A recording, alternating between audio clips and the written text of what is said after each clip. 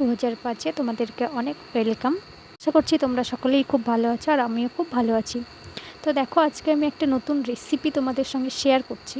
আমার আগের ভিডিওতে অনেকেই আমাকে বলেছে যে আমি মোমোর রেসিপিটা যেন দিয়ে দিই, তো আমি আজকে সেটাই তোমাদেরকে বলছি। মোমো বানানোর জন্য প্রথমে আমি গাজর, বাঁধাকপি, কাঁচা লঙ্কা এগুলো ঝুরি ঝুরি করে কেটে নিয়েছিলাম। যেহেতু নিরামিষ মোমো বানাচ্ছিলাম সেই জন্য আমি নিরামিষটাই বলছি। আর তোমরা চাইলে এই গাজর, বাঁধাকপির মধ্যে পেঁয়াজ কুচি, রসুন কুচি, আদা কুচিও দিতে পারো।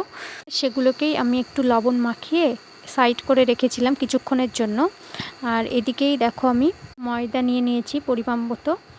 ময়দার মধ্যে কিছুটা তেল লবণ দিয়ে একটু মেখে নিলাম। ভালোভাবে তেলটাকে ময়দার মধ্যে মিশিয়ে নেওয়ার পর তার মধ্যে একটু উষ্ণ গরম জল দিয়ে ময়দাটাকে সুন্দরভাবে নরম করে মেখে নিলাম। পরে ময়দার ডোটা থেকে ছোট ছোট করে অনেকগুলো গুটি করে নিলাম। হাত দিয়েই করেছি, তোমরা চাইলে ছুরি দিয়েও করতে পারো। সাইড করে রাখা বাঁধাকপি কুচিগুলোকে আমি জল ঝরিয়ে নিলাম। ঝরিয়ে নেওয়া বাঁধাকপি এবং গাজর কুচির মধ্যে এবার কিছু উপকরণ দিয়ে দিলাম, যেমন জিরে গুঁড়ো, গোলমরিচ গুঁড়ো, একটু লেবুর রস, সামান্য পরিমাণ লবণ। চাইলে এখানে সোয়া সসও ব্যবহার করতে পারো। যেহেতু আমি বাড়ির উপকরণ দিয়েই বানাচ্ছি সেই জন্য আমি এখানে সোয়া সসটা ইউজ করিনি। পর এই পোরটাকে সুন্দর করে মেখে নিলাম। এটাই হবে মোমোর আসল পোর, যেটা দিলে মোমোর স্বাদ, মানে একটা আসল যে স্বাদ সেটা আসে।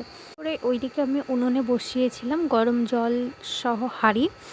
আমি নিয়ে রাখা লেচিগুলোকে সুন্দর করে পাতলা করে বেলে নিলাম। তার মধ্যে বানিয়ে রাখা গাজর এবং বাঁধাকপির পোরটা সামান্য পরিমাণ দিয়ে দিলাম। দিয়ে নিজের মতো করে মুড়িয়ে নিলাম। তোমরা চাইলে ডিজাইন করতে পারো, নর্মালও করতে পারো। গরম জলের হাঁড়ির মধ্যে একটা ফুটো ফুটো গামলা বসিয়ে দিলাম। তার মধ্যে বানিয়ে রাখা মোমোগুলোকে দিয়ে 10-15 মিনিট ঢাকা দিয়ে রাখলাম। এভাবেই ঘরোয়া উপায়ে খুব সহজ পদ্ধতিতে তৈরি হয়ে গেল মোমোগুলিকে তোমরা লঙ্কার চাটনি দিয়েও খেতে পারো, আবার সস দিয়েও খেতে পারো। আজকে আমার ভিডিও এখানেই শেষ করছি। তোমরা সকলে খুব ভালো থেকো, আর আমার রেসিপিটা যদি ভালো লাগে তাহলে কমেন্ট করে দিও। টাটা।